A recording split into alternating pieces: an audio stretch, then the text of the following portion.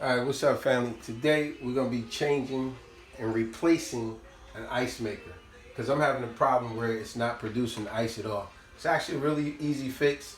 You just order your ice maker. Matter of fact, we show right here. Let's see. The main thing you do is you get your model number of your ice maker. Sometimes it might be really simply put where you could easily see it, or sometimes it might be right on the inside. If you can't read that, just simply take your phone and put it to the side, take a picture, and take the model number. That way you know exactly what model number to order. And once you order it, remember, just like our parents always taught us, there are a multitude, and just get it, there are a multitude of different people to get your parts from. Don't just go with the first selection that you pull up on the internet, because you'll soon see when you go through eBay, Amazon, Sears, you go through a whole bunch of different consumer providers, there'll be different prices, and you definitely can find it at a cheaper one than the first one you go with. So it's really that simple. So with this, you just take a 1/2-inch screw, a 1/2-inch socket, and you take that one nut off. The other two in back, it slides off. And then here you got to use, what are we using here? We got to use a 5/16, and you can take your motor off. Of course, you unplug. Anytime you're doing electrical, you unplug your electrical stuff. I like to use the ones with the magnet on it, because we know how when we unscrewing things, how at times it falls. And so the magnet will prevent it from falling. So boom, that comes out. That's your motor. You can just leave that there. And then we unhook this already. See? Had the one screw there. And then the other two. See the two things there? It just slides right on. It's real simple to do this. So now you take your old one.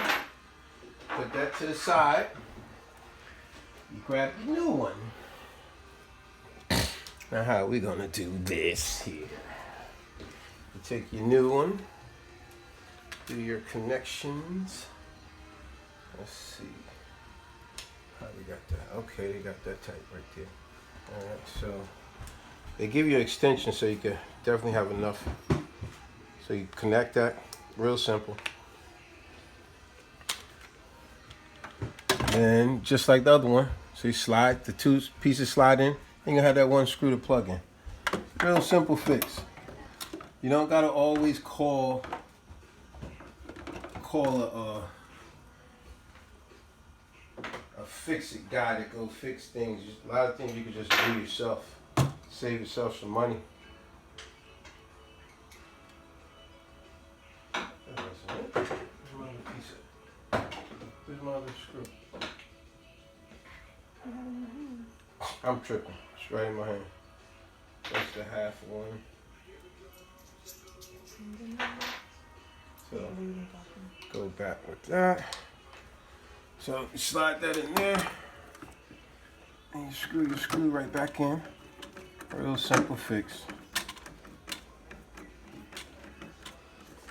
Nice and snug.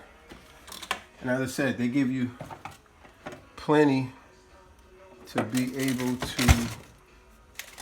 All right, so that. Remember, you put everything off the way you pulled it off. You plug it back. You put everything back together the way you took it off. So remember your parts. This goes in here, and it's a little. I don't know if you can see a little close, but it make it easy for you to understand. You can see this got a square bottom right here where my thumb is at, and then see this is round, square, round. So square, round, square. So you line them all up the same. So don't, just because it look like they all circle, they're not. So you gotta really just look, pay attention. As you can see it's like, yeah, I cut myself. Circle, then square. See square bottom here, there. So that's how you know, you just line that up the same. So we're gonna go that way. How in the world did I cut myself? I told you, but you can hear you. Connect that. And you go back here, and it's the same setup. There's two square ones, round, square, half circle, and then square on the bottom. Then you put that back. And then let's get this same screw that we took out. Now this one is 5/16. Like I said, I like to use the magnet ones. That way you don't drop your screw. I'm sure a lot of people out there are very familiar with when you're doing mechanical stuff with your car or whatever it is. You drop a screw and it drives you crazy. Like, oh man. So I love the magnet ones. And then you screw this in. And I tell you, that is it. New ice maker. So at this point, what you do, oh, that's what I didn't do. I gotta put my cup on. I forgot to do that. You don't want water just dripping in your refrigerator.